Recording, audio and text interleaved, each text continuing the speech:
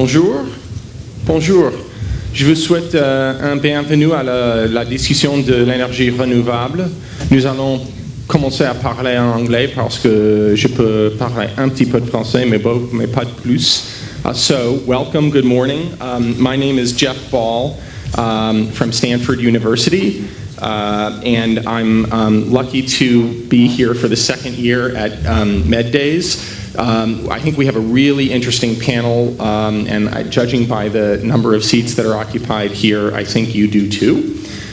We're going to, how many of you were at the panel just a moment ago on energy broadly, just so we have a sense of where people, good, almost all of you. So that I think was in fact exactly the idea of the organizers of this panel, that would set the stage, and we will dig in some more detail here to renewable energy. Let me just ask that if you cannot hear anyone at any point in this discussion, please don't be shy. Please raise your hand or shout out, because it's not any good if we're talking and you can't hear. Let me also say we have about an hour and a half for this discussion. I want to leave plenty of time at the end for your questions. In particular, I see a lot of students in the audience, which I think is terrific. And I really hope that you have questions at the end. I said at the beginning of the other panel, and I'll repeat here, that if at the end of about an hour's discussion here, we've not made you confused or angry, not to mention perhaps excited, then we will have utterly failed in our time here. And so really this is to engender a discussion, which I hope you'll continue. So let's jump right in here. I'm going to frame very quickly a discussion we're going to have about renewable energy, and then I'm going to introduce our panelists, and then we are going to jump right in without presentations to a discussion.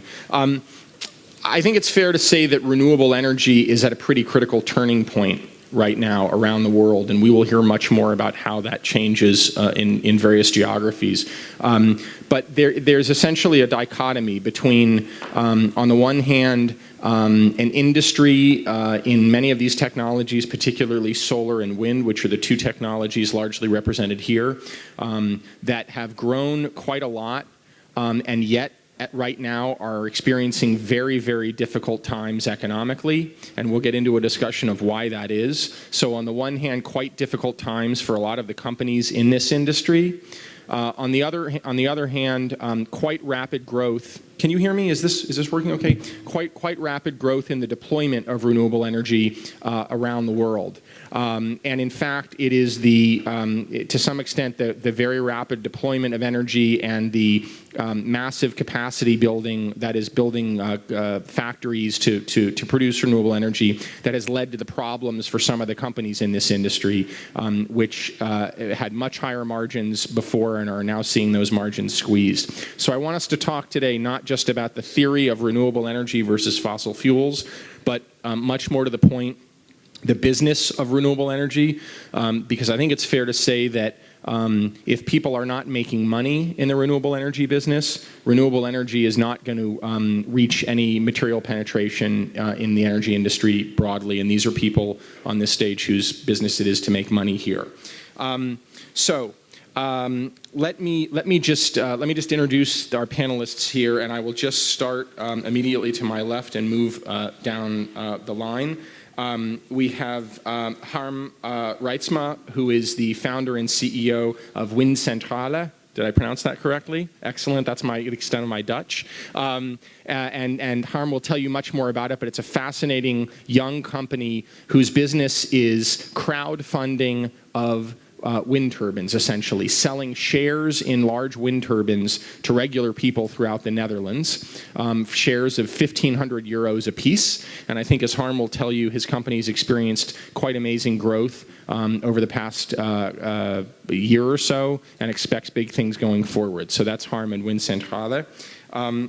Next to Harm, we have Thierry de Margerie, who is from Alstom and is based in Africa, in Casablanca for Alstom, a company whose website, a company I think probably that needs no introduction to this audience, that is involved in a huge way in infrastructure broadly around the world, in particular in energy infrastructure. And I think I saw on Alstom's website that Alstom claims to be a part of capacity representing 25% of the world's energy capacity. Do I have that? Of the fleet. The fleet defined how?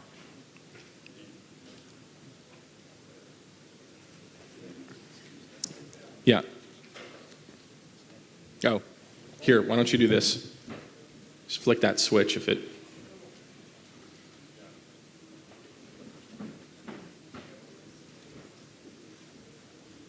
No?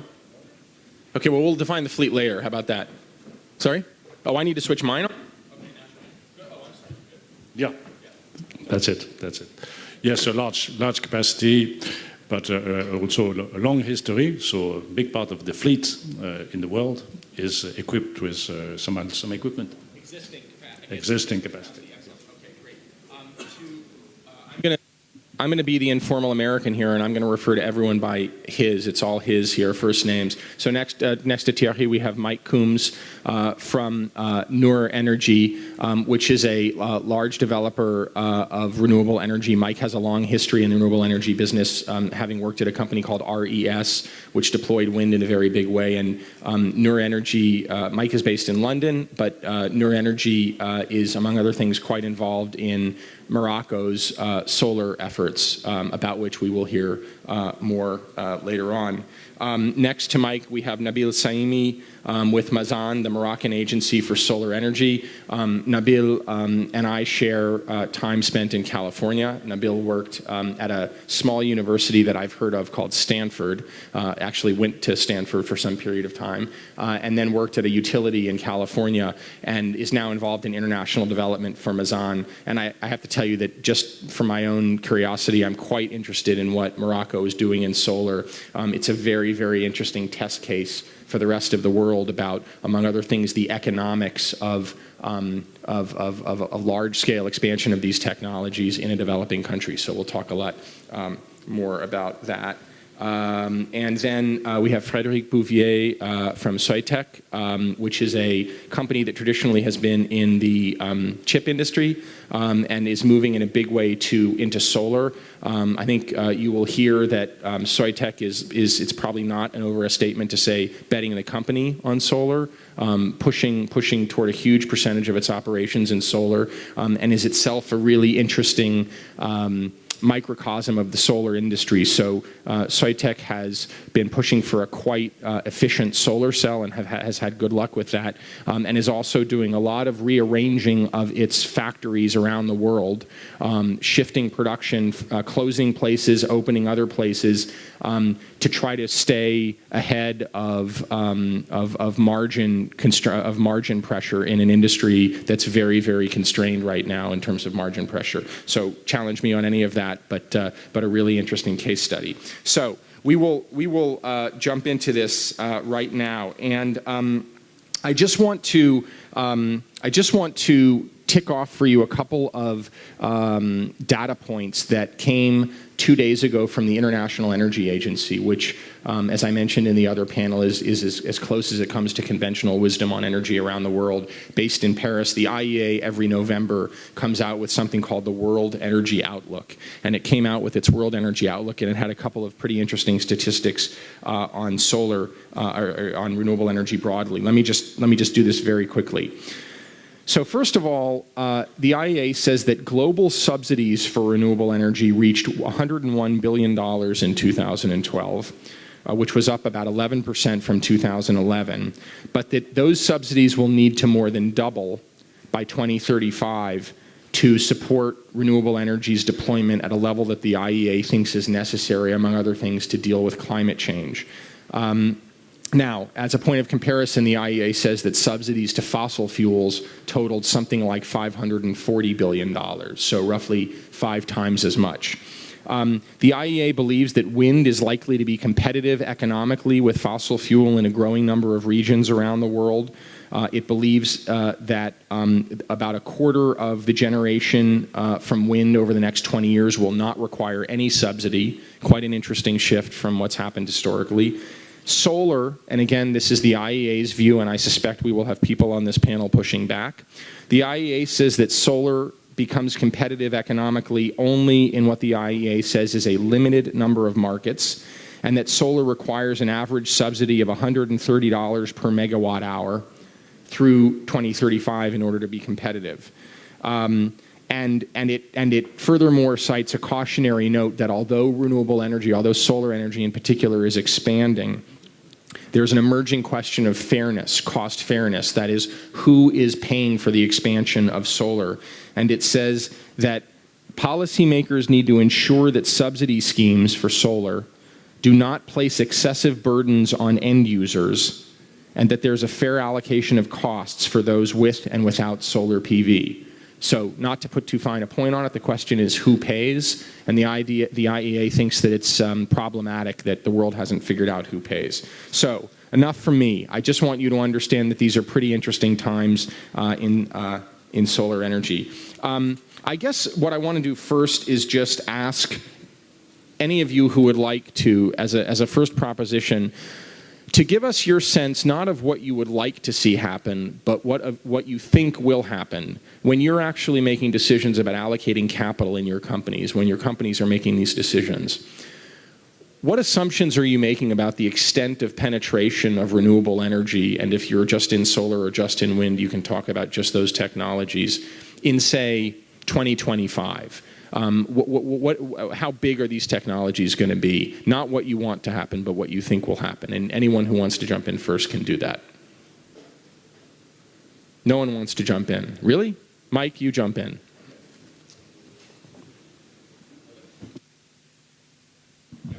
Yeah, thank you. Yeah, I think it's a fascinating set of questions there, because clearly you've got to try and marry up the politics to the economics. And just taking the point that you made first, which was, or one of the points you made first, who bears the cost, I think is a big driver in all this. Certainly in the UK, we've seen in the last few weeks a massive political storm over who bears the cost, because ultimately green technologies are more expensive, and they will remain more expensive until the cost curve begins to come through in terms of production, in terms of the cost of production. And that's beginning to happen clearly in solar. You're seeing that, massive reductions in solar, in PV panels, etc. But fundamentally, the big problem with green technologies is generally they're intermittent power sources. So that, by definition, yeah, intermittent. So therefore, clearly, when the wind doesn't blow, you haven't got any power. And so the big issue, certainly in the UK, is that we're obviously betting on a lot of wind, a lot of offshore wind, and that's better wind resource than onshore wind, but it's very expensive. And the problem is, in December, on a cold December day, the wind may not blow, in which case you've got to have backup. You've got to have some form of baseload power, and therefore you end up having to commit big resources to gas, for example. And a lot of these gas plants are standing there idle, waiting for them to waiting for the wind to stop blowing. So that's a massive issue with any renewable resource. What we do at New Energy is we're backing CSP, which has the capacity to provide baseload power. So, sorry, CSP is concentrated solar power, which basically it's a tower that sits in the desert with a boiler on top, and you've got thousands of mirrors that surround it, and they concentrate the power of the sun onto the top of the tower, and that generates electricity in a conventional way using turbines. And in addition to that, you can store that heat, and it's technically very possible now, and there's a lot of plants out there now that actually do this in molten salt. And the advantage of that is, of course, that you can dispatch that power when the sun has gone down. So it gives you baseload power, which is the holy grail in renewables. If you can sort that particular issue out. And okay, there's a lot of research going into battery technology for PV, etc. But it's very expensive, and you need a way of you need a utility scale solution. Sorry, can I turn mine off? You have to turn yours off. Sorry, we'll get the hang of this in a minute. So I just want to press on the question that I asked, just to be clear, and these are not my numbers, these are International Energy Agency numbers. The IEA says that solar represents about 0.3% of total electricity generation in the world. 0.3%, 0.3. What do you think it's going to be in 15 years? I think I can't really answer that, to be honest, clearly. But I think what I would say is that and the same goes with wind. the solar is limited, PV solar is limited by the availability of land, whereas CSP isn't. You've got basically an infinite amount of desert in the Sahara and in California and various other places in the world. So that's one of the big constraints with PV. So I think certainly PV in the northern latitudes just isn't an option to produce a significant amount of your power. Whereas obviously, for the UK, it's the wind is a much more viable option, but very expensive. So I think to answer the question, I'm not an expert on the sort of market shares and things, but I can't. I think there are some serious constraints in developing PV much further, certainly in Europe. Yeah, it's going to be a matter of geography and a matter of policies. Of course, the choice that you can have in Morocco is not the same as the choice you can have in Central Africa or in Central Europe. And the mix is going to be different. The policy will be different. It's International Energy Agency, the figures you gave are sort of accounting figures, who pays what cost and so on. But the reality is, what does the political people want the development of their country to be? And some countries have made a choice to have a large share of renewable energy, whatever the cost is going to be, because it's generating jobs, it's generating, it's a free long-term resource, and so on. So they make that choice at a cost, yes, at an additional cost, but it's worth the benefits.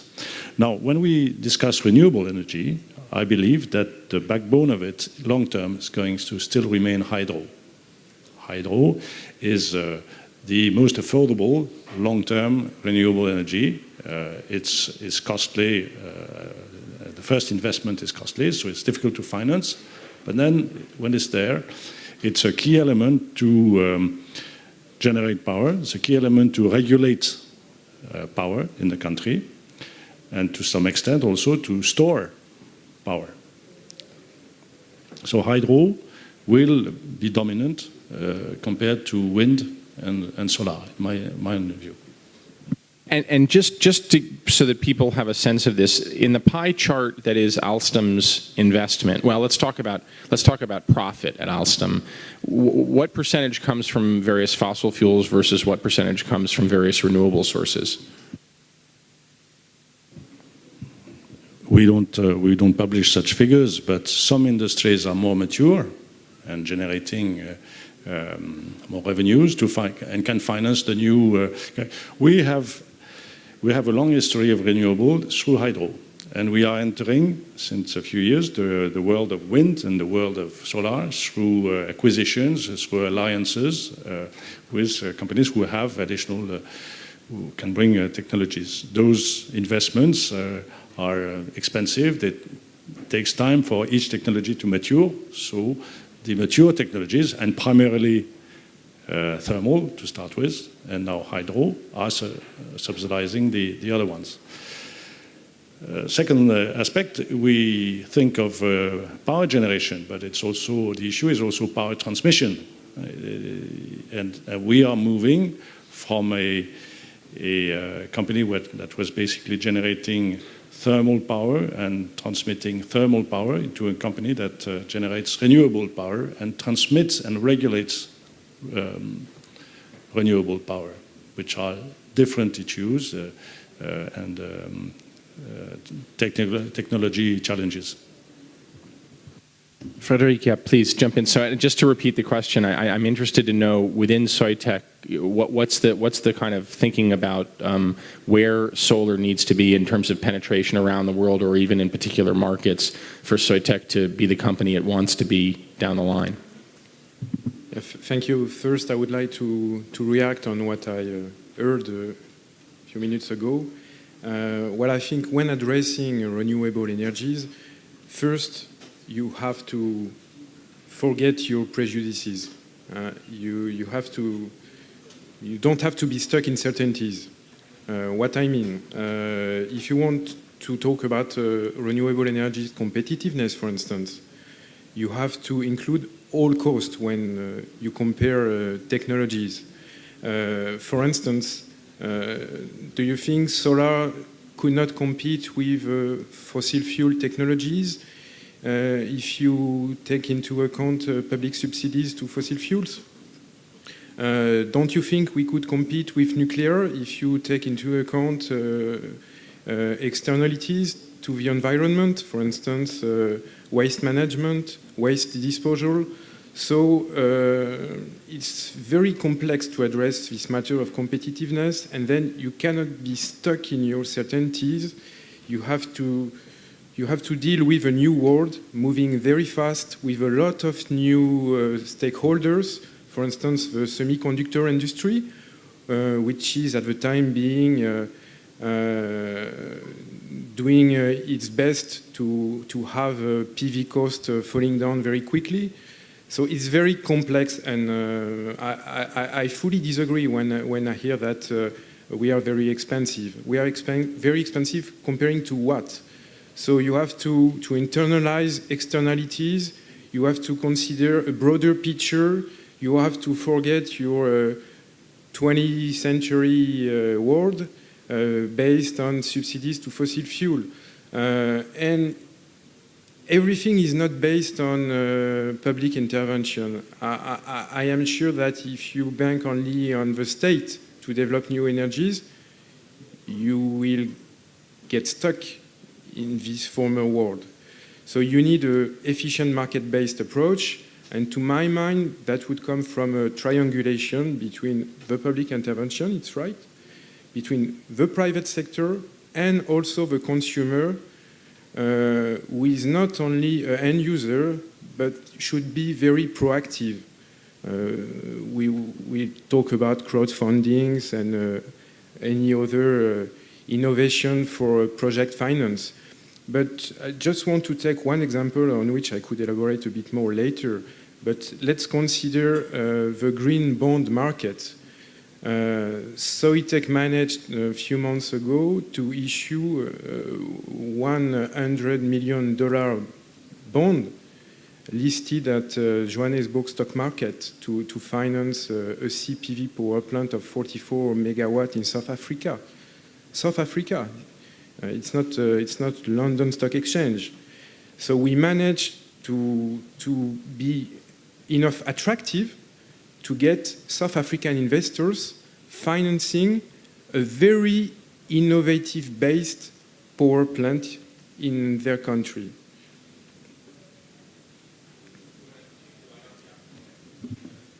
Yes, thank you. I just want to jump in on what has been said. But before that, let me thank the organizers and the Amadeus Institute for the invitation, for organizing such events here in the southern part of the Mediterranean, or southern part of the world, and also welcome all our guests from around the world here in Morocco.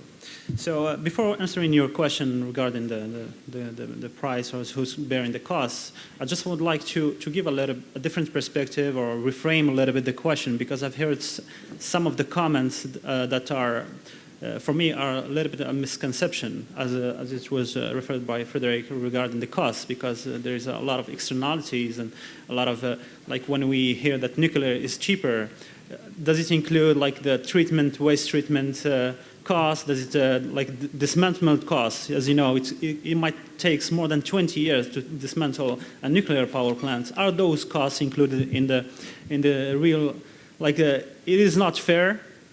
I don't think.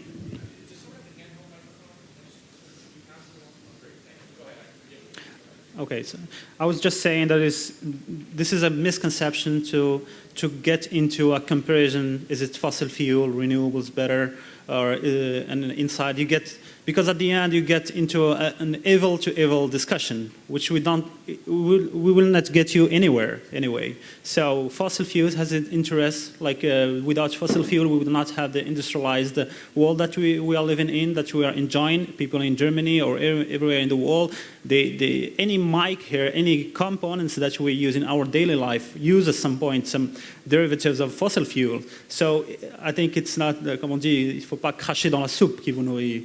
So it has its interest. We are in a transitioning world, we have to understand what are at the stake.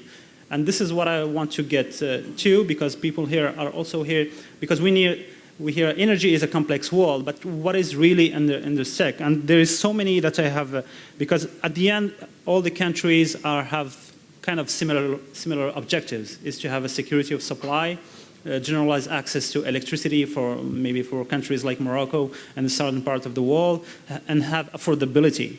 This is the big objective of any energy strategy. But at the end, what is really at the stakes, and what is the constraint that we have from a policy perspective? Like, just to give you a list, because there is so many, and I think it's very important that people, because it's very reduced when you start comparing price to price, or because there is a lot of things at the stakes, like grid stability, grid security, grid enhancement costs, production generation, environmental aspect, job creation that all countries are looking for, fossil fuel import dependencies reduction, technology transfer, capacity building, industrial emergence, competitiveness, which is key, and I think we'll get back to this point, R&D capabilities, long-term energy planning, demand-side management, transmission planning, design policy, market structuration, energy market versus capacity market, grid access, market transparency, interconnection, business models,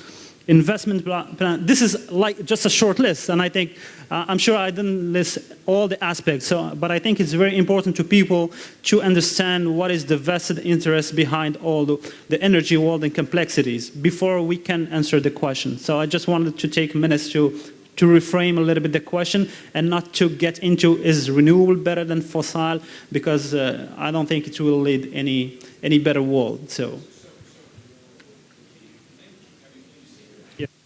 Yeah, so I think it's a really important point, and what I want us to do here, though, is not to talk just about what we think should happen, but I want us to talk about what we think will or will not happen. And I guess to the extent that you guys are making an argument that in economists' language, the externalities have not been internalized, and the externalities ought to be internalized. I'd like to hear you talk about the extent to which you think that will or will not happen. But first, I don't want us to go any farther without giving people out there a sense of the kind of diversity that we have in terms of actual on-the-ground business experience. So I want each of you to talk about what your world is like. Are you making money in this? Are you losing money? Where? And I want to start with Harm first, because I want you just first to explain what's behind your company, a little bit about how you got here, and then what you think is driving it. All right, thank you. I worked 5 years ago for a company called eConcern. It was a renewable energy company in the Netherlands. It had 1,500 people working for it, and it went bankrupt. That made me decide to start my own company and to try to change things in the Netherlands for renewable energy. I thought the idea of that in the Netherlands, it's a rich country in Europe, and we are far below in Europe compared to other European countries with renewable energy. I think we are the third worst company for a country in the Netherlands, in Europe. And I'm quite sure that it's not the Dutch people who have chosen this, but the Dutch government. So we are driven by the interests of large companies, and Shell is one of them. So I thought about a model which gives people the chance to choose what they want. So I developed the windcentrale, where people can buy a share of a wind turbine. So thousands of people buy one wind turbine together, and they don't get a financial benefit, but the electricity produced from the wind turbine is distributed to the owners of the wind turbine. I was a small company, I'm still a small company, but we started with 2 persons last year, and within 4 months, a completely unknown company in the Netherlands without any advertising got 5,000 consumers who all paid 1,500 euros, in total 7 million euros. That's an extremely successful campaign, and that's also, to me, the proof that people want to move to renewables. So in the Netherlands, it's maybe not completely fair compared to the rest of the world, because the Netherlands is a rich country, so people can buy a little bit more. But I'm sure that the model of the windcentrale, where people buy their own electricity production, has economic benefits, where it makes it easier to compete with a traditional way of financing. So if like a gas-fired or coal-fired power plant is bought by an energy company, they pay a large amount of interest because they borrow the money. But people, consumers themselves, they don't get any interest or a very small amount of interest. So if they buy a windmill, there's hardly any financing costs. The savings of not having financing costs are around 40% over a lifetime of a wind turbine. So a wind turbine gets 40% cheaper if it's financed by consumers instead of by an energy company. In Holland, we have a large difference between retail prices and wholesale prices. So the electricity produced from a coal-fired plant has a wholesale price and sold to an electricity company, but people at home pay a much higher price. So people who own a part of the windmill, they don't get a wholesale price, but they get the retail price. So also there's a large benefit. So in the model of the windcentrale, we don't need any subsidy to exploit a wind turbine.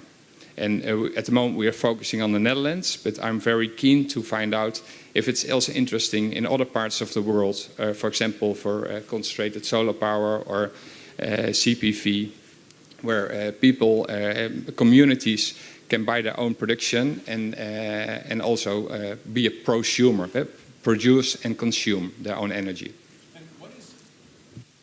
What is the reaction? Has Windcentrale registered at all in the sites of established energy players in the Netherlands? Do they even care that you're around positively or negatively, or are you too small to bother with? Well, I'm always very surprised by the strategic vision of large companies. A very interesting example to me is that the largest Dutch telecom operator 2 years ago was surprised by that their SMS income was certainly falling behind because of free text messaging. Everybody in the Netherlands knew about that, and the telecom operator was surprised. And it's the same with energy. I think the large energy companies, they are almost like an oil tanker. That's a nice comparison. They keep going, and for them it's very hard to steer away. So I'm sure that maybe not my company, but companies like my company will make their life difficult. I'm not even believing in large energy companies anymore, but I don't think they really realize at the moment. So, Thierry, I know you're not a large energy company, but you're certainly a large company in energy. And that is in the equipment behind energy, and as such, I think you're probably a good window onto, given that your portfolio is so diversified in terms of energy source, what big industry is thinking. From where you sit, what is the view of the energy industry broadly about the extent to which renewables represent a threat to the old world order? Sorry. It's not a threat for sure. It's an opportunity for a company like us. So today renewable energy generation and to some extent also renewable energy transmission is about 20% of what we're doing in power. And we're moving from this world of thermal energy to renewable very, very quickly.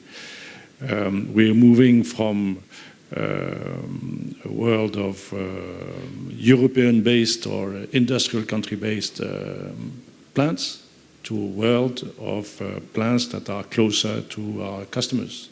Because our customers, countries who invest in renewable energy at a cost, want to have a benefit out of it in terms of jobs and industries. So the model is of production is manufacturing and engineering is changing, and to some extent also it's moving from a company that grows to a company that supports sustainable development. So three because we have to take care of much more than just delivering the equipments that are purchased by our customers. We have to take care as well of a contribution to training people, cooperating with universities, investing locally in smaller plants, and so on and so on. A contribution to development. So we are moving from a world of contracts to a world of contracts and all sorts of side work associated to those contracts. And explain what that side work is. Side work, working with universities, investing locally in smaller units, and so on. Hello. Okay, great. So, Frederic, I want to move to you, and then I want to come to Nabil and Mike, and I want to talk to you guys about what's going on in Morocco specifically. But I want to ask Frederic first. Just explain what's going on in terms of the chessboard globally that is Soitec's solar operations, because I think it's an interesting window into what's happening in the solar industry more broadly.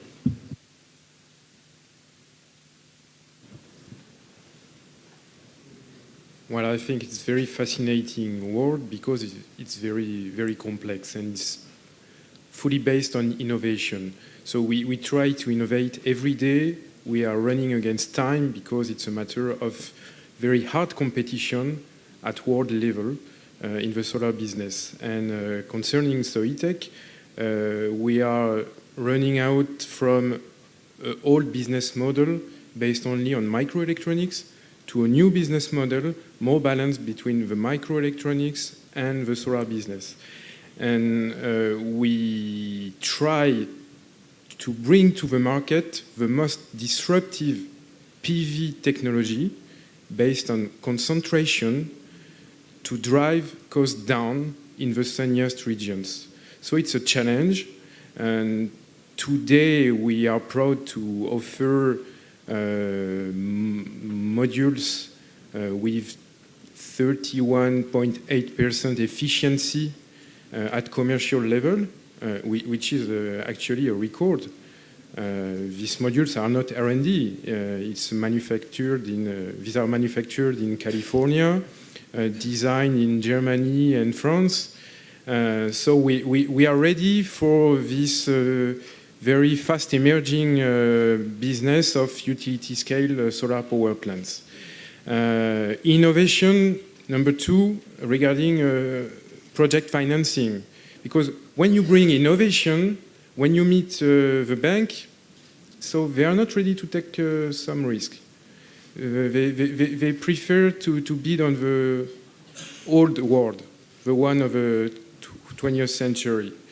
So you have to do everything by yourself and to create the right coalition to avoid the obstacle of project finance. So what we did in South Africa, we went to the investing market. We brought the solution and we said, listen, we won a 44 megawatt project in a competitive tender, the round one in South Africa. So if the South African government was ready to be confident in us, could you do something with us? And we managed to fund the project with $100 million just from the bond. So it is all about innovation and all about running very fast. And just my final point is on the track record, because when you bring innovation, you have to drive costs down and you have to build up your track record and being very fast because you have a Chinese in front of you. So even if you bring disruptive technology regarding the module efficiency, you need to exist and to be in the global picture. So today we are in 18 countries with installations. We have this major project in South Africa, commissioning scheduled by end of June 2014. We have a 300 megawatt project signed in California. And we are also, and it's interesting to notice, we are also supported by the French government, who is happy to set up specific tenders to support CPV deployment. And I think it's interesting because the idea now in France is not to subsidize technologies like that, you know, blind subsidies. The idea is to put your money, and we are facing a lack of money in my country, in the most innovative niche to make sure this could compete as fast as possible at worldwide level. So this is nice support from the government. I apologize. It's the only way we can have the conversation. So before we get to Morocco, I want to pursue two things here. I want to push back a little bit. One is that you mentioned China, and I think it's a really interesting point to develop a little bit. As I understand the Soitec business model, it's predicated, as you said, on a very high efficiency technology. And what happened between the creation of that technology and the creation of the company to commercialize it and now is that to an extent no one anticipated the prevailing PV technology, the prevailing solar technology, what's become commodity solar panels, polysilicon-based panels, have drastically come down in price over the last couple of years, largely because of a major increase in production of these panels, particularly in China, initially driven by subsidies in Europe to which Chinese companies were selling. So on some level, the business model on which you guys started, well, the bar has moved, as it were, right? The competition of the other technology has gotten much tougher, number one. Number two, you guys just closed a plant in Freiburg in Germany, and you're moving production to, I think, proportionally to a plant that you've got in the United States. So I just want you to address both of those things in a kind of brass tacks business sense. How difficult is the nature of the change in the solar market precipitated by the reduction in price in today's panels, number one? And number two, what's causing you to shut one factory and shift production elsewhere? And what does that say more broadly about the solar industry? So regarding your number two, we decided to manufacture closer to our main market, which is currently California. So that makes sense. And we met in California a very nice success cocktail. Between the public intervention, between the consumer, between the private sector. So for instance, in California, the local government decided to set up renewable energy targets to utilities. So this is not blind subsidies. It's a clear decision to channel utilities' priorities to new energies, and that helps a lot. In California, we also met a local government ready to support innovation with grant investment, ready to support innovation with R&D program to couple CPV power plant and storage.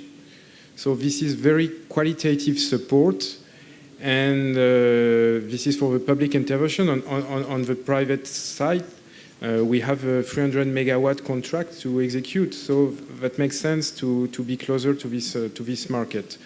But we have to handle very well and to be agile and quickly to adapt. So if tomorrow there is a huge market opening in Saudi Arabia, we will be in Saudi Arabia, and we are already in Saudi Arabia with Aramco for a 1 megawatt power plant. Looking back to your first question regarding China, you're right. 4 years ago, when we entered this business, we did not anticipate cost driven down so fast. So we have to adopt the business model and to do everything quicker, which is a major challenge. We need to drive up our volumes. We need to drive up our efficiency. We need to execute every well what we have in the pipe. in South Africa, in California. We need to be quick in demonstrating the technology at utility scale. We have to drive costs down, in a nutshell. And what would have been nice to do within 2 years, now we have to do within 1 year. Or you disappear from this world. As have a number of your competitors, right? I mean, companies are disappearing in this world right and left, so it's a very, very difficult proposition. So Nabil, I want to move to you, and I want just talk to us about what is going on in Morocco with solar, particularly what the aspirations are, and what the economic model is. That is how there are a number of very large projects on which construction is just now beginning. Who's paying for that? And who's actually doing the construction, and then what's the idea of how that energy will be used? Thanks for the question.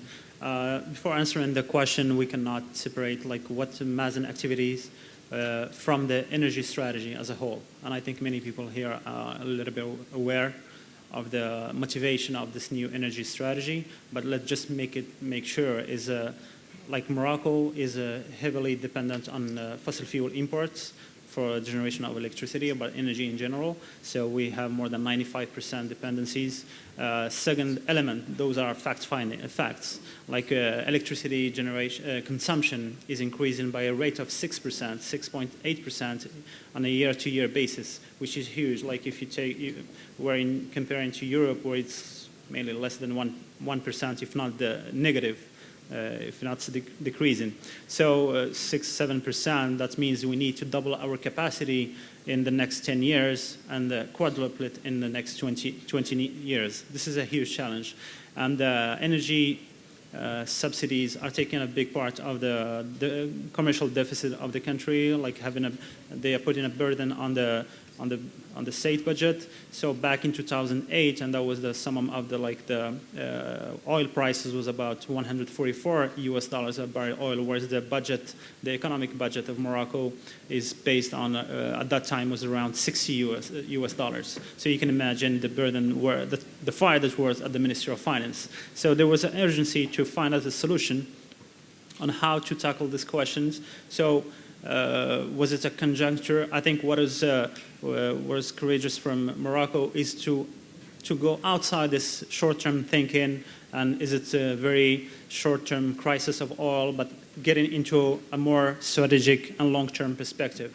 And in that sense, there was a new energy strategy decided at the highest level of the state, which put the emphasis on development of indigenous renewable energy. So there was many renewable energy is not new, neither in Morocco or in the world. For information, solar, people have been trying to harness solar for the last 3,000 years. So this is not completely new technology. But to get back to the point is that Morocco has put the focus on development its own renewable energy potential, and with a clear objective of reaching 40% of renewable energy from the total installed capacity by 2020.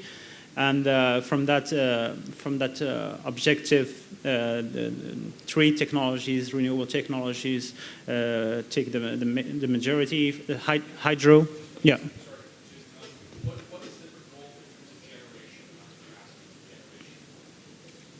Well, it's difficult to answer the question because one of the main resources taken is hydro, and as you probably not know, hydro in Morocco is not mainly used for electricity but for agriculture, and it's very dependent on, it's a very seasonal, so it's very based on climate conditions, so it's and since hydro is taking part of 14% of this objective in terms of capacity, so it's very difficult to translate in terms of exact generation.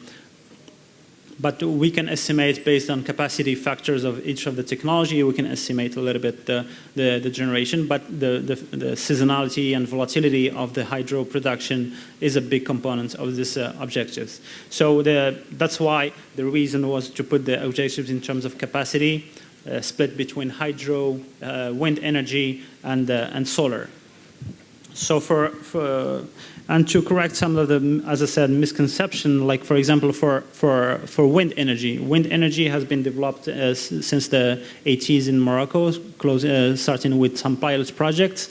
So there was an increase in terms of capacity, and the first projects have been, and just to get to the point, is that wind energy now in Morocco is competitive, is even competitive with coal production in some local production. So it's not we are going in a world where renewable energy is competitive. It is already competitive today.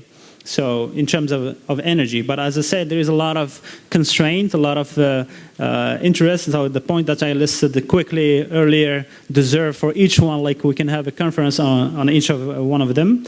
But the point is, to get back to what we're doing at Mazen. So Mazen was created by law, the law 5709, to lead this objective for solar energy, dedicated for solar, but not only to build and produce electricity, but to develop a new industrial field in Morocco that could take place to participate in the development of the own development, but also to be competitive to participate in other markets. So the challenge is a big challenge, and instead of talking about costs, I would say this is an investment, like from an accounting perspective, and this is an investment that the country is making. So Morocco is determined and has determined policy to achieve this goal. And once we have this policy goal, we have to set up the framework, the legal and regulatory framework. So that was done in parallel with the development of the energy strategy. And then you have the capacity to develop and to implement those strategy. And it's one of the reasons to the creation of Mazen is to implement this strategy. Yes. So to what extent is the effort that you've described being subsidized by the government in Morocco, or is the reality that conventional energy prices in Morocco are high enough and the solar resource is big enough that Morocco does not need the kind of subsidies that, say, Europe has had to implement or the United States has? Well, once you touch the subsidies question, it becomes even more difficult or even more complex, because to what have been said, it is unfair to compare a new technology that is not subsidized with an old technology, have been amortized for 100 years ago already, just a caricature, but it is already fully amortized. So it is unfair to address the question from this point if renewable energy needs subsidies to be competitive. So if we were not to address in a very deeply way, we have to take into account all the subsidies that's fossil fuel. Yeah. Yes. I understand that, but that's what I'm asking is not how one ought to do the accounting. What I'm asking is, did the government actually roll out a subsidy policy for solar, even if in your view that subsidy policy is justified, or are the economics such that that's not necessary in Morocco?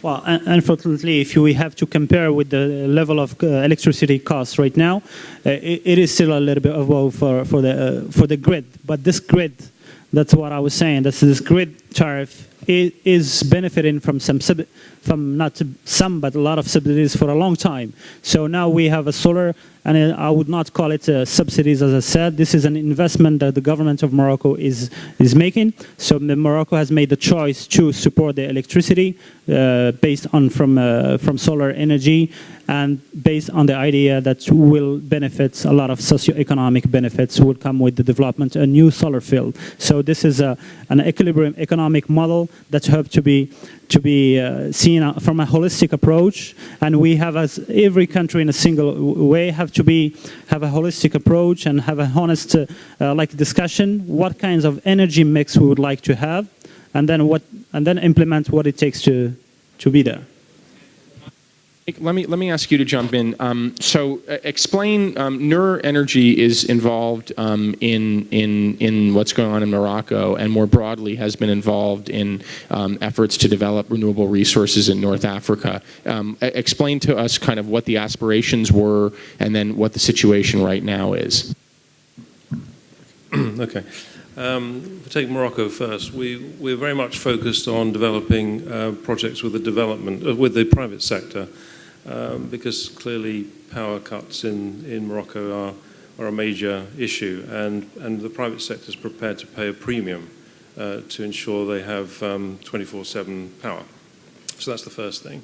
In terms of our North African developments, we are very much focused in Tunisia. We have a project in Tunisia we're developing, which is potentially a 2 gigawatt project. It's as I said before, it's a CSP, a concentrated solar power project.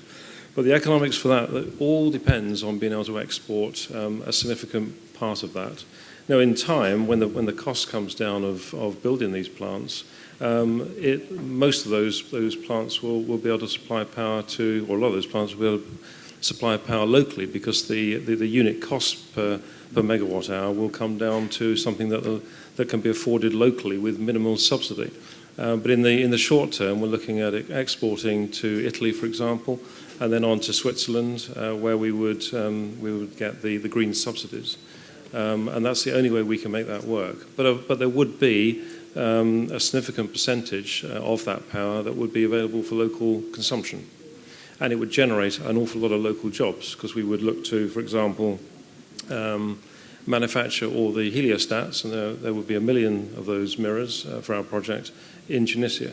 And there'd be a lot of other ancillary sort of work as well that would follow on from that.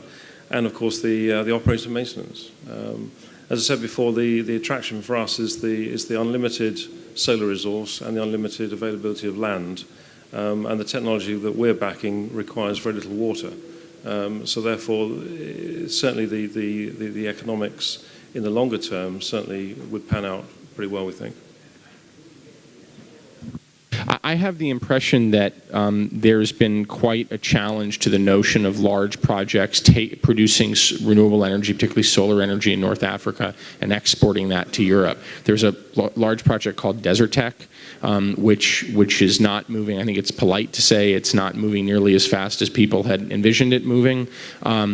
So talk about that for a second, and then anyone else who wants to jump in on that should jump in. Why is that imploding, or if that's too strong a word, why is that not moving as quickly as people had thought it would move, and what does that say about your fundamental economic model of exporting energy to Europe? Okay, I think there are 2 points there. The first one is politics. There's a lot of vested interests in developing other baseload type technologies or investing in other baseload technologies such as nuclear in Europe. UK is a classic point there, where we've just embraced we're just investing into new nuclear capacity. And the other point is the local politics as well in North Africa, for example. In Tunisia, as our project, we are delayed because we were expecting to get government approval for our project last year or earlier this year. And I'm sure you all know there was an assassination of an opposition leader in February, and there's been one more recently, and that led to a change of government. And that's the issue for us. It's trying to get all the dots to join up at the right time, and it's very difficult. And until you get some political stability, the investment won't be forthcoming. That's the big sort of issue. But in terms of the logic, the technology is there now to be able to export power efficiently from North Africa into Europe. The European pricing means that it can be done economically, and of course that would be a major stepping stone for basically the Sahara to become a major producer of power for Europe as well as locally, which would be a huge benefit for the local economies.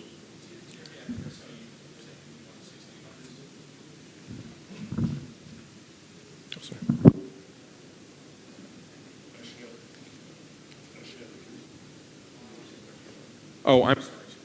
Yeah. Yes. Yes, I share the view that it will come. It will come. Projects like this linking the south of Mediterranean to Europe. It will come. For the time being, projects will develop on a national basis. There is enough market in Morocco for. The need is such that solar projects in Morocco are justified by Moroccan needs. So first projects, Mazen will confirm, I believe, will be for Morocco. Now, looking 10 years down the road, probably it will be possible, and there is already a connection with Spain. Once a connection between Spain and France will be reinforced, and once the crisis in Spain will be over, because today Spain has too much renewable energy capacity. They don't want to see more, really. Then there will be a capacity to export from North Africa to Europe. If I may add, yeah, because I've been involved personally in all the questions related to the export, and it's always, for us, it was one of the, when we talk about financing mechanism, for us exporting was seen as one of financing mechanism to reduce the green gap, that we call the green gap. So we started discussions 3 years ago. Actually, all the discussions started with the new EU directive under the famous Article 9. So all this business model is based on this Article 9 that gives the optionality. As you know, the Europeans set up their own objectives to reach what we call the 2020 objectives. And among this mechanism to reach the objective, this directives, and through the Article 9, this opens the optionality, and in the sense of the term optionality, to European countries to, if they would like to reach their objective, to require to use electricity from third countries such as Morocco or southern parts of Europe. So that was basically the regulatory framework that was set up, and it is unfortunate to see that after 3 years there is no operational projects and they're taking part. But there's a lot of. I will not go into the reasons, but I just want to confirm what Thierry has mentioned. It will come. I think there was everybody is set up expectations. That might not be as a short-term objective, but mainly a mid-term to long-term objective. But eventually, it will come. One of the reasons, as Thierry mentioned, is also the conjuncture, the economic conjuncture in Europe.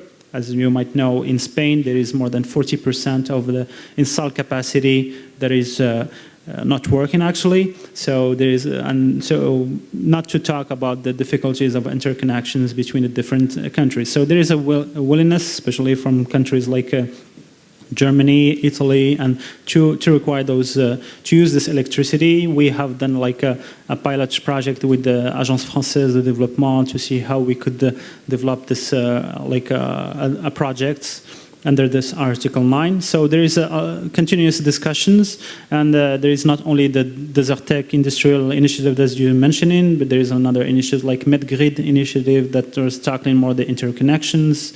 There is the Plan Solaire Méditerranéen, which is a core initiative of the Union pour la Méditerranée, which is aiming at develop 20 gigawatts of capacity around the Mediterranean region. But I think it will come eventually. As it was mentioned, there is the local markets have strong needs, but also I think like from the European, it will take part from an integrated market. So, and at the end, it will be an integration of Euro-Mediterranean market electricity. As you know, Morocco is already electrically connected to Spain. There is a lot of exchange. Now we import almost 18% of our electricity from Spain. But we see a lot of perspective to developments in the future, and the discussion and continues, and especially on the political side, I think all the stakeholders need to continue to support the need and the urgency of this market. Excellent. So I want to just make one point about what occurs to me to be bubbling up here, and then shift a little bit. So you heard Frédéric from Soitec talk about the changing market and the extent to which his company, and I would dare say lots of other companies, did not anticipate the vast reduction in price that was going to come in commodity solar panels from Chinese production. And you've heard the three other gentlemen up here talk about unanticipated changes in this structure that was to deliver large amounts of solar energy from Morocco and elsewhere in North Africa to Europe. And I just think as a blinding glimpse of the obvious, what you're hearing is that uncertainty is the certainty in this business. There has been lots of money invested all across this business over the past several years based on assumptions about what was going to happen, and to a very large degree that has not happened, which is not to say that this is all a bad business. It's just to say that this is a young business in a time of very, very massive change, and it's sort of like a cowboy riding a horse, and these guys are all cowboys riding the horses. The other thing I just want to pivot a little bit, because it occurs to me that we've been having a discussion up here about renewable energy, potentially with the exception of Harm, and I want to bring you into this discussion at this point. You know, the lore of renewable energy, L-O-R-E of renewable energy, I think is typically that it is someone putting a solar panel on his or her house. We've heard none of that up here. We've heard about large established players, whether it's Alstom or Nur Energy, working with big companies to string big lines across big bodies of water. We've talked, Frédéric has talked about large concentrating projects in California and elsewhere. And so I want to ask the question, what is the model for renewable energy going forward on two fronts? There's a lot of discussion about decentralization of renewable energy. So two questions embedded in here. Number one is, does the future of renewable energy look like what you're talking about? That is a shift from one kind of generation of big projects, that is coal and gas, to another kind of generation of big projects, which is wind and solar? Or does it look like a chicken in every pot and a solar panel on every house? That's number one. Number two, are the players, does this market get shaken up in terms of the players? Is there a big diversification that happens with totally new players coming in, or is it still the Alstoms of the world which reign supreme in when equipment is supplied for renewable energy as opposed to other sources of energy? So diversification on two fronts. And I want Harm, you to address this first, because you're clearly one of the new kids on the block, but you're also selling into an established grid. So you're not putting a wind turbine on someone's roof, right? So I'm just curious, what do you see as the model playing out here? I think it will be both. So the traditional energy companies are really big, and they will here to stay. Some will have it difficult or will be smaller. But renewable energy is a huge opportunity for consumers also to play a role. Putting solar PV on their roof, like they did in Germany for a large scale, but also together setting up a windmill, or together large PV fields, or just investing as a consumer in renewable energy. So it will be a mixture. And does your business do better under one scenario than under the other? I mean, it occurs to me that actually it's the centralized model that you're depending on. Although you're doing cool crowdfunding stuff where people go on your website and fork over 1,500 euros, at the end of the day, what they're forking over 1,500 euros for is a very large wind turbine that's connected by a wire to an existing grid. Yeah, for us, I think it's a shift also in the mind of consumers. At the end of the day, consumers decide what they want. So if everybody is truly educated about the problem we have with the climate, I think the problem will solve itself. But a lot of people don't really realize what's going on. But if people are educated by politics and slowly people are aware of the problem and they demand renewable energy, then I think the process is unstoppable. Go ahead, Jim. I believe in utility scale projects to find the efficiency. And also because renewable energy is going to be growingly an export resource for countries. African countries have huge assets that they can export. For some countries it's hydro, for others it is sun, for third it is wind. And as regional power markets develop, those export resources are going to be growingly important. Now, big or small, company like us cannot develop everything. So we are very happy to cooperate with young companies, smaller companies that explore new areas and to build some sort of alliance. We are starting such an alliance with Soitec. We have entered the wind business in acquisition of a small company that has grown a lot now. We are entering the concentrated solar power market with an alliance with a small, medium-sized, say, a company in California and so on. We need such corporations to develop. I'm very sure that there is a model for young companies and then some sort of cooperation with companies like us who are larger contractors, maybe have may reason in the longer term and so on. Does anyone up here disagree with the notion that the future of renewable energy is utility scale renewable energy? Because I dare say there are probably people in the audience who disagree with that notion. And I suspect that if you asked someone in Germany would say, no, you're wrong. Renewable energy is about putting a solar panel on my roof. And certainly, I had someone in mind actually when I thought about Germany. And I think certainly, at least in parts of the United States, that's what people in the United States say, that if you want to invest in renewable energy, what is hot right now as an investment opportunity is that stuff. So anyway, I'm droning on, but do you all agree with this notion that the future is utility scale as a, please, yeah. I just want to comment and give the perspective from a country like such as Morocco. Again, I would like to avoid getting into discussion. We are comparing and setting which one is better, because we still think in terms of energy mix. And as it was said, we need both. We need a top-down perspective and bottom-up, or and it's going to be very country-specific, because each country is specific. Every grid situation is specific. Some grids, like in Germany, are able to include a lot of intermittencies.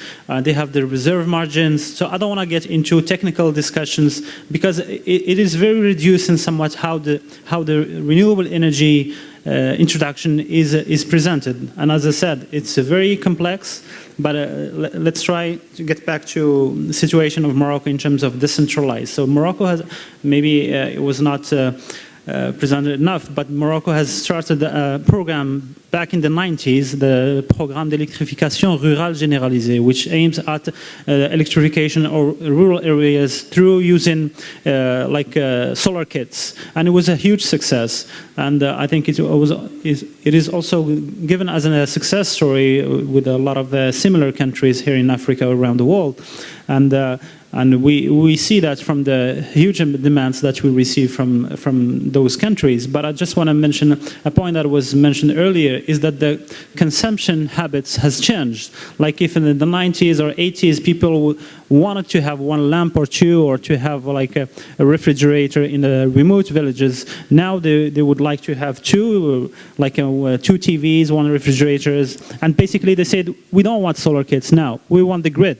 So this is a consumption evolution that needs to be taken part in the policy design as a whole. But to answer the question, I think there is no magic solution. It's going to be very specific to each country, and it has both. And another component that is very important, I think it is important to mention, is the energy efficiency. So it has no sense if in a country invests in massive renewable energy and still wasting energy. So for us in Morocco, we see them as two faces of the same coin.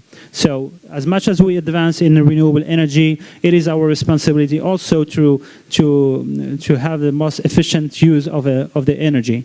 And in that sense, we have also, they are not here present, but we have a dedicated agency in Morocco called ADERE, which is the Agence de Développement des Énergies Renouvelables l'efficacité énergétique, and I think they are doing also a terrific job in terms of promoting efficiency energy, decentralized energy, especially in building, transportations. So I just want to pinpoint that there is such tool here in Morocco also addressing the energy efficiency.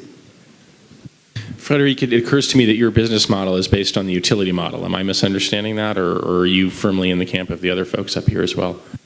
No, you're right. Our business model is based on utility scale, and the reason is we have to cut down prices. We have to cut down costs, and the easiest way towards that key objective is utility scale. And moreover, even if it's very country specific, of course, if you want to address in a very efficient way both challenge and opportunities regarding renewable energy, it's easier to do that at utility scale level. What I mean, if you want to create a new industrial field, for instance in Morocco, it's easier to do that at utility scale based on new technologies. Otherwise, you will import your panels from China, and that would not create any new jobs, any new industrial sector. If you want to deal with grid management issue and backup capacities, it's easier to deal with that at utility scale level rather than rooftop model. But of course it's very country specific, but it's easier to deal with renewable energies at utility scale. But when you consider remote areas, utility scale might not be the right model. I absolutely take the point which is made here, which is that there is no one solution. I think that's a really, really important point for everyone. You know, people like the notion of silver bullets in energy, and it's often discussed as either or, and clearly it's not either or. But there is clearly also a pretty fundamental debate in terms of where the money is moving in this industry, as to whether the money ought to be moving on a decentralized, distributed basis or utility scale. And perhaps the conclusion is that it's very different in different markets. But I think that's one big uncertainty as this whole area develops. Let me do this. Let me open this up. We've got about 15 minutes left, and I wonder if there are any questions. Good. I see. Sure, right here, sir, please. And I don't know, are there microphones for people to hold, or yeah, please, right here. Thanks. My name is Mohammed Qadiwi, and I'm the GM of a local company. And I would like to talk about a specific case in Morocco. We are sitting about a dozen kilometers from a major car manufacturer. About 6,000 people work there every day. They eat there, and they go home to sleep. This manufacturer produces something like 300 to 400 cars a day. They use a lot of electrical energy. They produce no emissions. They are not connected to the electrical grid of Morocco. We are talking about in a couple of months, there will be 7,000 people spending their day working, making cars. That includes a lot of paint, a lot of cutting, a lot of waste produced, and they produce no carbon dioxide, no emissions. Where do they get their energy? They are connected to the windmill around us here. You may have noticed that Tangiers is surrounded with wind farms. And so they sell scrap resulting from car making. That's the only waste they make. They resell pieces of metal that that result from car making. This is an example of a clean industry. If 5,000 people can do business without making any harm to the atmosphere, then this can be duplicated. It takes political will, I think, to opt for courageous options like the Mazen people are doing. In Morocco, this is based on a political will and political decisions legally created by the government. I'm saying here that if we have a political will, we can do it. I'm also interested in the fact that back in the United States, you are happily fracking the country upside down. What is your comment on these 2 points? Comments? Please. Yeah. So let me thank you very much for the point. So look, I'm happy to stay a little longer. I'm not quite sure what's on the back end of this, but there are a lot of questions and I'd like to get to them. So if we can keep our answers brief so we can burn through the questions, that'd be great. Go ahead, Mike. Just to take your point first, point first. In terms of Morocco, yeah, clearly you've got a fantastic resource here in terms of wind and solar. And I assume from what you've said that the wind pretty much blows most of the time. So therefore, that clearly is a solution that will work locally. But that won't translate into many places in the world. That's one of the reasons you need utility-scale baseload. It's that intermittent issue I mentioned before. In the UK, for example, the wind doesn't blow every day, and the sun certainly doesn't shine every day. So that's why we've had to embrace nuclear, because that gives baseload. But yeah, clearly around here, that solution sounds doable, but not for a lot of the world. If I may jump in, it was said that it takes in Morocco political will, but I don't think this is specific to Morocco. Any transition, audacious and courageous strategy require a political will. And on that, I want to build that it does not take only political will. Political will is a key component, because here we are also here to share our experience here in Morocco with similar countries, and we always say Mazen in particular is an open book. We participate in a lot of discussion with different countries to explain the models that we have pursuing in Morocco. But just to build on that, on this experience here in Morocco, but also my personal experience in North America and either Canada, US, and other countries. It takes political will for sure. It takes long-term planning. It takes dedicated implementation capacities, and it takes also regulatory framework.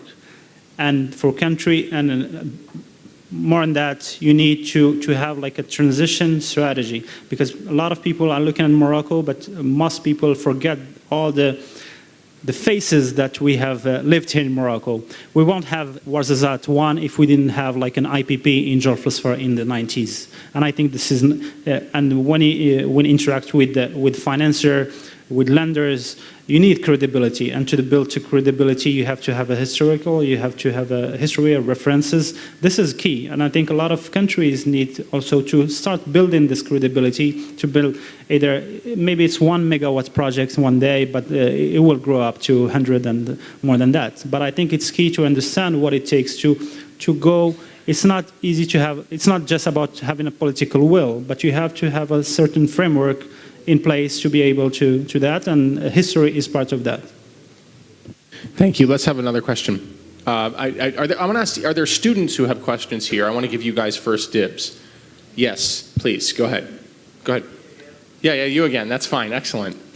We say the squeaky wheel gets the oil. You got the oil. So thank you. Go ahead. Do I remain seated or do I whatever you'd like. Well, as he said, I am a student, so I was wondering, how do you actually think that education can be involved in this thing that you're talking about? What do you expect from students, or how do you actually integrate education in the process of creating clean energy? That's it. Please, go ahead. Oh, sorry. Maybe I can take on this. I would like, yeah. Okay, sorry.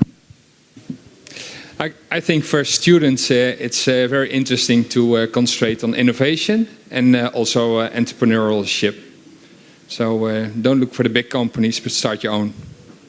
Are you hiring? I'm also hiring, yep. That's good to know. Okay. Maybe if I can add on that, maybe you see yourself as a student, and I would like to thank you for all the questions, not today, not right now, but also the other question, but it's because it shows that the awareness of renewable energy is getting into young people, and there is a strong interest. It has to continue, but as I said, you're not only a student, you're a citizen, and you are the future of your country, and it is important to continue this awareness of the necessity to green up our grid here in Morocco. But concretely, all those plans need young forces to work on that, and there is a lot of we have detailed studies on what kind of technical background we need, either from technician to engineer to master to PhDs. All those have been, for the last couple of years, we have done either directly with Mazen or the Ministry of Energy and the Ministry of Industry has conducted studies to know what kind of profile is needed to implement, because in reality those projects, and I think Morocco needs its young forces to accompany this development, and that's it.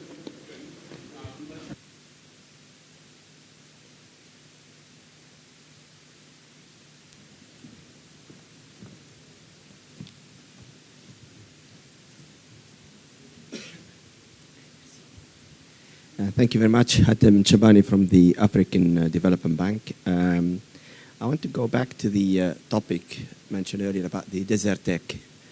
And really thinking about the solar power, particularly the concentrated solar power technology. I mean, clearly, it's an area where there will be a lot of research in the future, given the low return.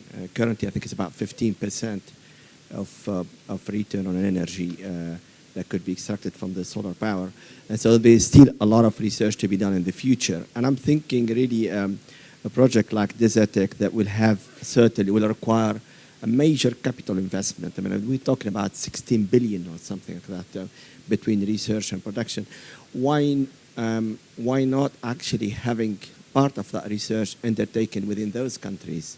I mean, those countries have a lot of problem of unemployment, particularly on the highly educated people, well-educated people, capable of embracing into research. And I'm thinking, why really only thinking sort of having a short sight, just keeping the high added value jobs in the West, and actually not actually transferring those. I mean, the gentleman earlier was talking about these creating jobs. Yes, but we know it's going to be low added value job. The guy who's going to be cleaning the panels, would be watering the panels or whatever, sort of maintenance. What would be really more sustainable is how to link that green growth that we're thinking of with the development side and creating employment, but in high added value jobs, so that actually we have some form of sustainability. Yes, thanks. Yes, I would like, to some extent, to send the ball back to the African Development Bank.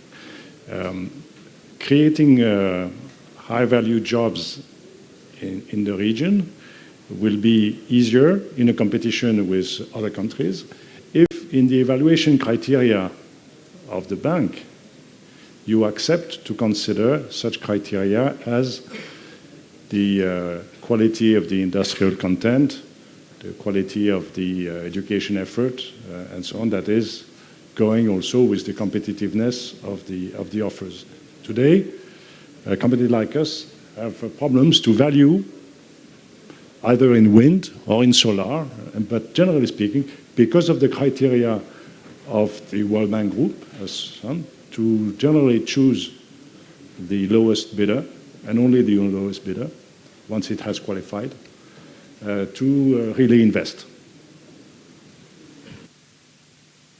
Yeah, I'd just like to add that Desertec is really it's a group of associate companies. So Desertec's almost the sort of glue for the project. It doesn't actually do anything commercial. It's companies like my company, New Energy, that we are developing projects, for example, in Tunisia. And we're at the first phase. The big picture is that once we've got this project off and running, we're employing, by the way, high-quality graduates in Tunisia right now to develop that project. And we see Tunisia, we'd like to see Tunisia as the centre for the CSP, and we see a huge opportunity for graduates to be involved in developing many of these plants throughout North Africa. But it's a question of getting the first one away. That's the key thing. Once we've got the first one away, then I think those jobs will come in, and there'll be quality jobs.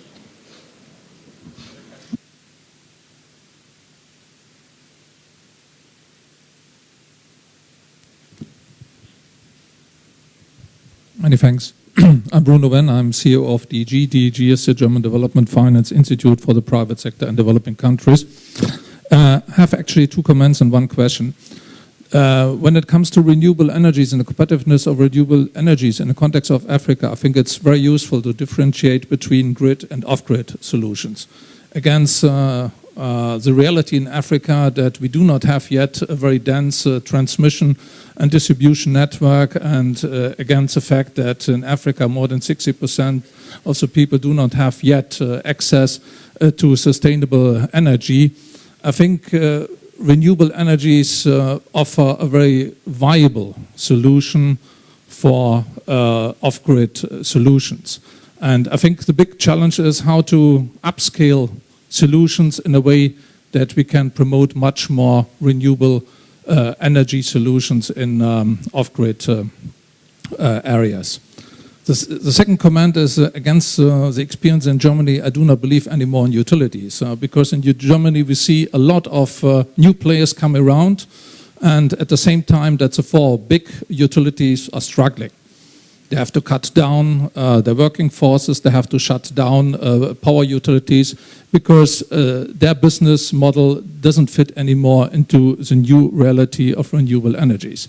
My question is, in the African continent we see that the old renewable energy, hydro, has a vast potential for large as well as for smaller ones. But against the experience of a development banker, it's always very difficult to start with financing of hydropower plants, because once you start to consider the potential of hydropower plants, then you're confronted with a huge campaign of non-governmental organizations. So, and I would like to have the view on the panel how we can overcome this real bottleneck, in my view, a real bottleneck, in order to realize the vast potential of the African continent. I'm just directing this to the gentleman with the company that's doing a lot of hydro building, Thierry, right? So on hydro, first I think there's a shift in the policy of the bank, of World Bank, vis-à-vis hydro. There was a huge reluctance from the bank itself, and it has moved into a real support. I don't have the figure of how many projects are supported by hydro projects supported by the bank in Africa, but it's certainly well above 50 that are either in progress or in development. Then there are countries who take a different view and start financing themselves their project.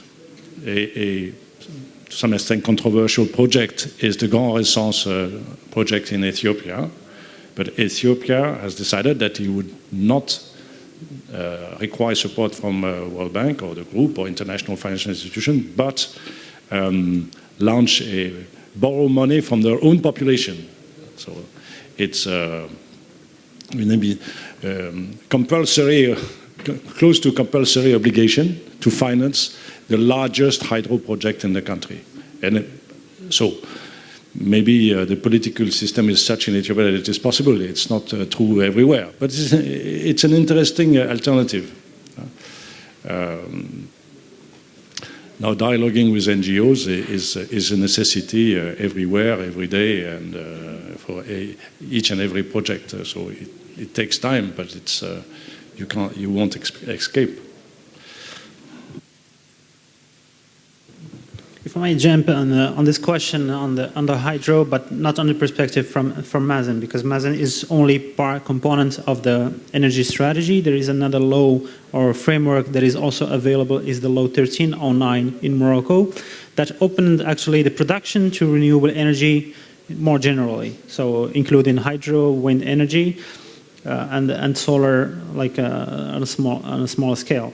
But just to mention that we are here, I might not know, but in Morocco we have more than 150 water dams already in operations or construction, mainly for agriculture, as I mentioned earlier. But there is, within this new framework, the 1309, it's true that we have received, the Ministry of Energy received a lot of demand for especially wind. I would say in a couple of gigawatts of interest from the private developers, and this law is opened freely. It becomes like a almost commercial relationship between a producer backed with private investors like your companies with a consumer. It's openly free up the market, and to my knowledge, there is demands for small hydro also included in this pipeline of projects. And I think there is an interest from private Moroccan companies to invest.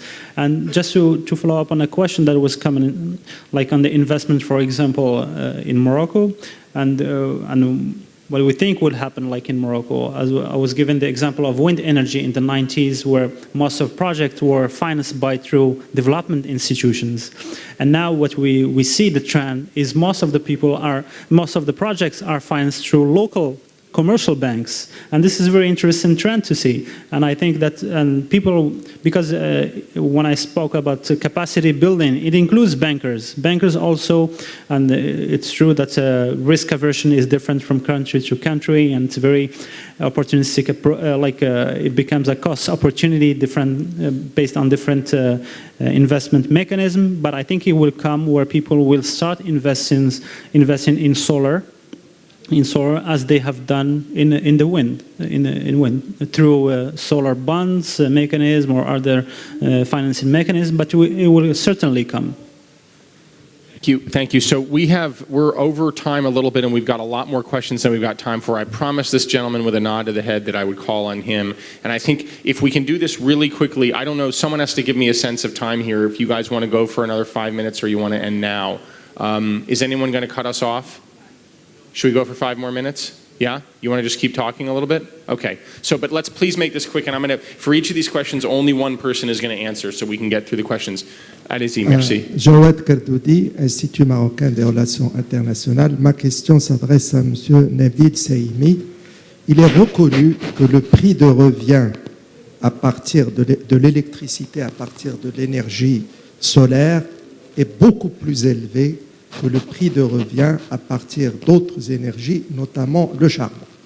Alors ma question, le différentiel de prix va-t-il être pris en charge par l'État marocain ou par le consommateur qui trouve déjà dans notre pays que le prix d'électricité est déjà très élevé? Donc ça, c'est ma première question. Ma deuxième, est-ce que vous pensez qu'un jour, l'énergie électrique produite dans notre pays sera compétitive, par exemple, à l'énergie électrique produite en France à partir du nucléaire? On sait que la France tient à son nucléaire justement parce que le prix de revient est bas. Voilà mes 2 questions et merci. So, yeah, go ahead. No, go. Oh, sorry. Oui, pour avoir travaillé un certain temps sur les dossiers nucléaires, I speak in French. Prix de revient est relativement bas parce que vous parlez du nucléaire d'il y a 40 ans, qui avait été construit pour durer 20, 30 ans, et puis qu'on a prolongé à 40, et qu'on prolongera peut-être un jour à 60 ans, comme on le fait pour certains réacteurs aux États-Unis. C'est le prix du vieux nucléaire. Et vous verrez son prix augmenter avec la mise à niveau des standards de sécurité. Et aujourd'hui, l'autorité française de régulation du secteur de l'énergie, contrairement à ce qui est dit dans la presse, vous indique que le prix de l'électricité, le tarif qu'on appelle réglementé en France, augmente et va continuer d'augmenter, non pas du fait des subventions renouvelables, mais avant tout du fait de la mise aux normes du nucléaire.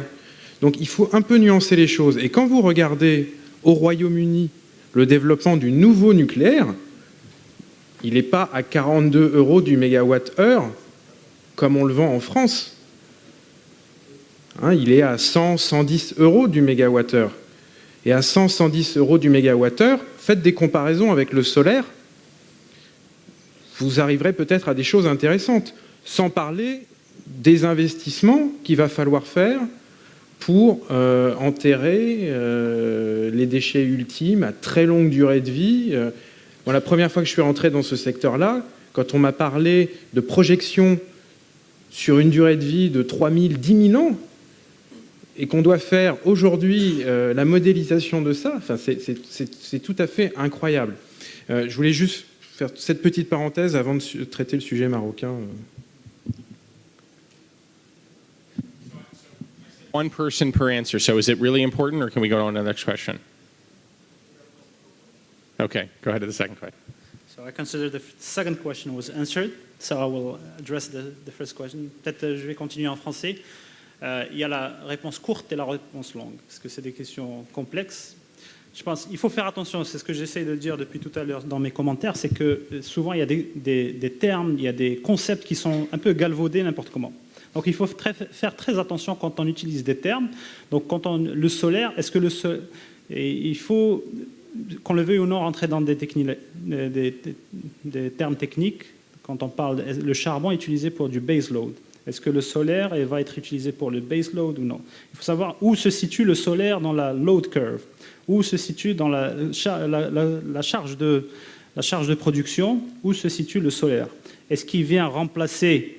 Le Maroc n'a pas fait le choix de remplacer le charbon par le solaire, mais plutôt d'adresser la demande qui a été faite, c'est de remplacer le pic de la consommation dans un premier temps. Et comme vous le savez, peut-être la consommation, le pic de consommation, il est généré à partir du fuel, du heavy fuel, qui est largement, d'un point de vue, subventionné et puis qui est très volatile. Donc c'est là où se situe l'apport du solaire dans un premier temps, et d'où l'intérêt d'avoir des solutions de stockage. Et donc le stockage permet à la technologie CSP non pas de fournir seulement de l'énergie, c'est vrai qu'il y a d'autres énergies beaucoup moins chères, mais il fournit de la capacité. Et le Maroc a autant besoin de capacité que d'énergie. Donc c'est très important d'utiliser les termes dans leur bon escient et de les remettre dans le contexte. Si je compare actuellement, aujourd'hui, le solaire tel qu'il a été produit à Ouarzazate dans le premier projet, il est compétitif au heavy fuel. Aujourd'hui, je suis déjà compétitif. Donc je n'ai pas à être timide de dire est-ce que c'est subventionné ou c'est pas subventionné. Je suis compétitif avec la tranche qu'on m'a demandé de remplacer. Donc voilà. How competitive? What are the numbers? What are the actual numbers if you compare the solar energy to fuel oil produced peak power in Morocco? It's difficult to answer the question specifically because we don't have a liberalized market. If you were in a liberalized market with clear market signal, it would be much easier. But in Morocco, similar to other countries, it's more cost-based, and those costs include a lot of externalities and subsidies. So to be very short, I don't have a clear answer, but it is already, if you just take the barrel of oil and the heavy fuel price on the worldwide, and it also depends on dispatchability, because because we're not talking about generation, about capacity, but generation like gigawatt hours, and it takes out, if you change the dispatchability mechanism, it changes the LCOE for all the system. So it has to be seen from a system perspective.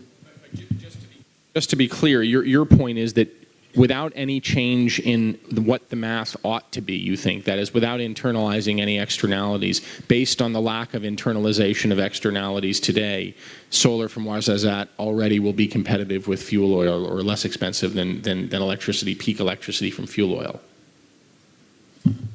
under the current conditions, yes. Under the cost of the barrel of oil, under the there's only one truth. Nobody has the truth. Nobody knows what happens with the shale gas around the world, even if there is discoveries here in Morocco in the regions. So it all depends on the. It has to be put in the right context.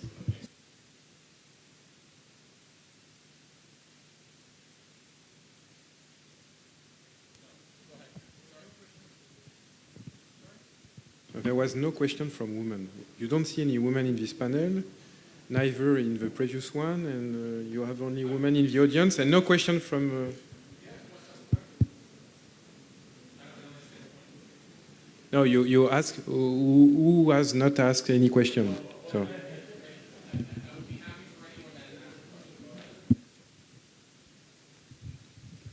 Andreas Krämer, and I have a question to you about how big is utility scale? You all use the term, but without being clear what you mean. In Germany, we have 4 big utilities. 3 of them are going to go bust because they have a business model that doesn't work anymore.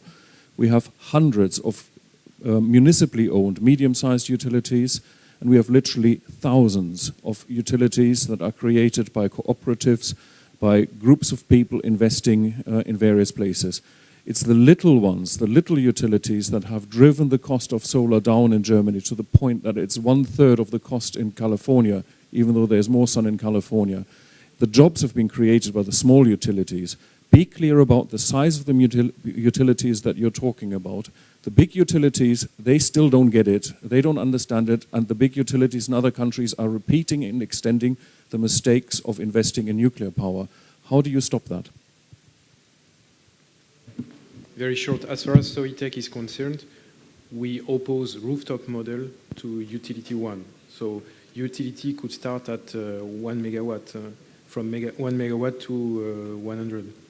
So we are used to working not only with EDF kind of company, but also very small utilities, IPPs.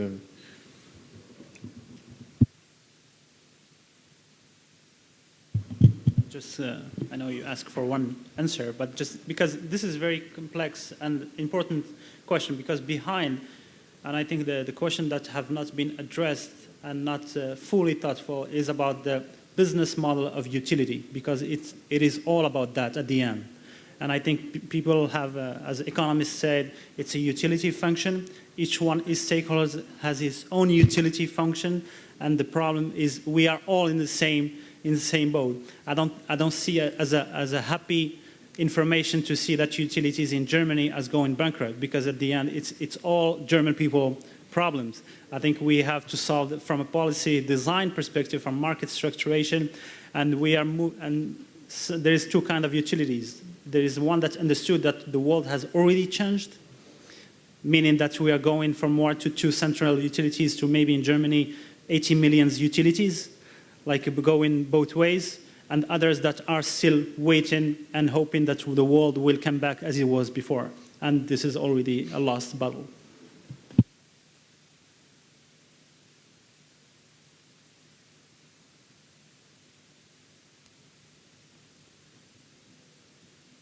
Yes, thank you very much for giving me the opportunity to come up with the last question. Sorry, it's about a consideration of capital in the region. You know that the utility business, and the question is to Mr. Coombs, you know that the utility business is an energy-intensive business. You know that capital, there are ruling families in the region, in the Gulf and in North Africa that dispose of that. And can you tell us a little bit your experience with Tunisia, where, if I'm not mistaken, you had approached the Ben Ali family, and how that did evolve through the events that that country has seen, and how would you project future investments in the region, and also looking at both safety of the investment and the ethical considerations that go along with it? Yeah, okay. I think the way we see investment going in Tunisia is sort of you've got to go through various stages. One is we need to get political stability, as I mentioned before. Without that, you're not going to get any investors in. We see the sovereign funds as being a particularly important source of those funds, especially from the Gulf region. And we see partnerships, strategic partnerships with big EPC contractors as being another source of equity. And clearly, none of this works unless you can bring in some form of concessional finance, which will help to de-risk the project in terms of the cost of capital. And of course, then you can bring in the more traditional project finance banks. But as we touched on probably earlier, I think the issue at the moment is that the European project finance banks, they don't have that much capacity, although that may be beginning to change now. So a lot of that project finance may indeed come from outside of Europe. So it's a bit of it's not a very clear-cut answer, I know, but I think that's the reflection of the times we live in. Thank you all for patiently listening and hopefully being at least educated a little bit and maybe more confused, which, as I said at the last panel, was probably a good thing if you leave thinking that this is more complex than you did coming in here. Thank all of you guys very much, and good luck with the rest of the conference. Bye-bye.